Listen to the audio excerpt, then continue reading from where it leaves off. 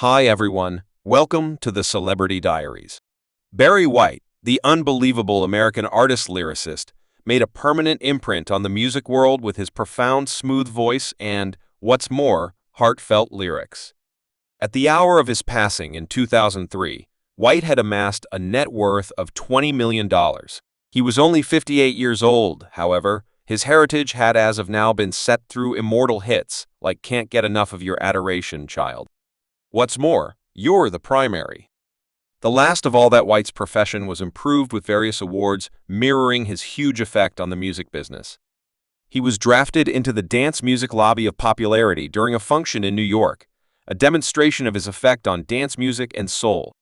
Even 10 years later, his demise, White kept on getting respects for his commitment to music on what might have been his 69th birthday celebration.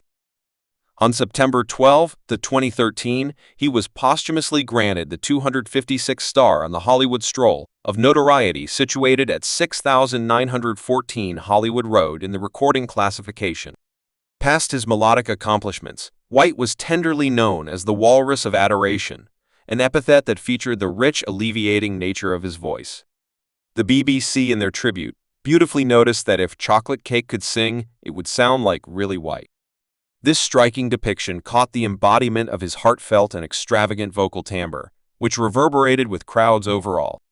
White's celebrated lifetime included 11 Grammy Grant assignments, highlighting his perseverance through ability and notoriety. He won 2 Grammy Grants for his collection Remaining Power at the 42 Nearly Grammy Grants in 2000, an unparalleled accomplishment in his wonderful vocation notwithstanding his melodic heritage.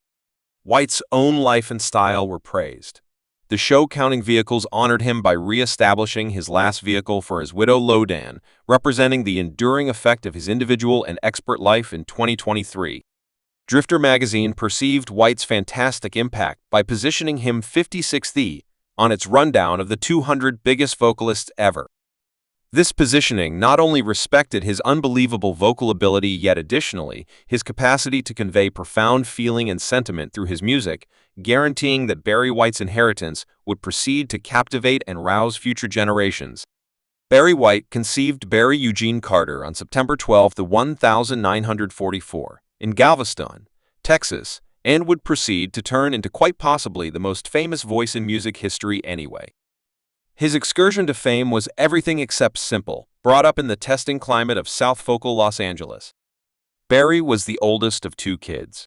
His dad, Melvin, a White, and his mom, Sadie Marie Carter, did their best to accommodate their family in the midst of the difficulties of their area growing up. Barry encountered an urgent second at 14 years old when his voice decisively developed an early indication of the novel vocal ability that would later characterize his profession. This abrupt change indicated the strong presence he would bring to the music world, regardless of this. Barry's initial life was defaced by misfortune. What's more, trouble. His more seasoned sibling Daryl was killed in a posse-related episode in 1983, a misfortune that profoundly impacted Barry in his adolescent years. Barry himself became trapped in group exercises, which prompted a 4-month spell in prison for robbery. It was during this time in jail that Barry experienced a groundbreaking experience. See, paying attention to Elvis Presley's "It's Currently or Never" on the radio touched off an energy for music inside him, denoting a defining moment that motivated him to transform him, not set in stone, to move on to bigger and better things. Barry dedicated himself to music upon his discharge, began performing with a bunch called the Up Fronts during the 1960s. While at the same time leveling up his abilities as a lyricist for different craftsmen.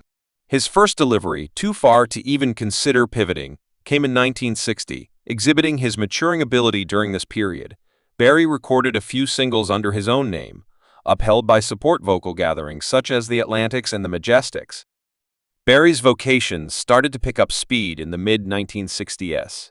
In 1965, he delivered Feel OK for the Bel Cantos, and recorded his introduction, Single Man Ain't Nothing, under the alias Barry. In 1966, his commitment and developing skill in music creation and songwriting were clear. By 1967, Barry had co-composed Together for Eternity with Pat Powder, further laying out his presence in the music business all through the 1970s. Barry White arose as a force to be reckoned with in the music business as an entertainer as well as a productive author and maker. His initial work included creating hits for Bobby Fuller and the Banana Parts, yet it was with the Young Lady Bunch Love Limit that he made critical progress. In 1972, Barry shaped Love, Limitless, a gathering that copied the style of the Moan legend The Supremes under White's mentorship. The gathering improved their abilities for quite a long time prior to marking with Uni Records. Barry White's joint effort with Affection, Limitless denoted a defining moment in his vocation. He created, composed, and organized their hit single Walkin' in the Downpour with The One I Love, which took off to number 14 on the Bulletin Hot 100 and number 6 on the Bulletin R&B Diagram in late 1972. This melody, including White's voice as the sweetheart noting the female lead's call, turned into his initial million-selling single as an essayist and maker. It likewise arrived at number 12 on the UK Outlines, exhibiting White's global claim in 1973.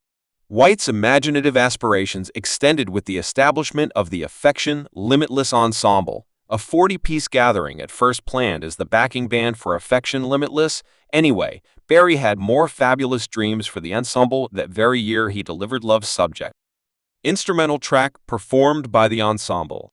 The single made noteworthy progress, coming to number 1 on the Billow Pop Outline and cementing White's standing as an adaptable and creative artist. Barry White's performance profession started nearly by mishap, at first recording a couple of tunes for another craftsman's thought. He was ultimately convinced to deliver the tracks himself. This prompted the delivery of his introduction solo collection, I Have to Such an Extent to Surrender 1973. The collection was a reverberating achievement, besting the Bulletin R&B Diagram and arriving at number 3 on the Bulletin Pop Diagram, staying in the best 40 for half a month. The solo profession prospered with him, delivering 20 studio collections over the years. 9 of these collections accomplished gold status, 2 accomplished silver, and 3 accomplished platinum or multi-platinum status. His work acquired him 2 Grammy grants out of 11 selections and collected 7 number 1 hits. In spite of a plunge in his fame following the end of the disco period, the 1990s saw a resurgence of interest in his music driven by He 1970s. Wistfulness, Barry White's last collection, Resilience, delivered in 1999, highlighted his last hit melody of the same name that year, and likewise saw the distribution of his collection of memoirs. Love Limitless composed with Imprint Elliott, furthermore, distributed by Broadway Books, offering a private gander at his life and profession all through his renowned lifetime. Barry White's unmistakable, profound voice turned into a famous presence in music as well as additionally in different media projects. His rich, smooth tones tracked down their direction into TV and film, adding an exceptional appeal to every job he took on artistic projects in 1975. White drove his voice to the person sibling bear in the Energize film, Kunin, displaying his adaptability. Past singing, this job checked one of his earliest introductions to voiceover work, making way for various other voice projects in 1995. Barry White showed up in an important business for the web access wonder where he played a transport driver charming crowds with his appealing presence. His voice was too highlighted in a decent seasoned salad blend business, where he played out an unconventional melody named You Can't Bottle. Love exhibiting his capacity to bring warmth and humor to commercials, Barry's voice turned into a pursued resource in the publicizing scene. He worked on vehicle ads for brands like Oldsmobile and later Jeep, loaning his particular baritone to advance their vehicles. His smooth voice likewise graced Arby's Eateries advertisements on both TV and radio, where he advanced their market. The new menu makes cheap food sound powerfully refined. Furthermore, Apple perceived the allure of White's voice, highlighting it in their most memorable ebook business, further establishing his status as a dearest voiceover craftsman.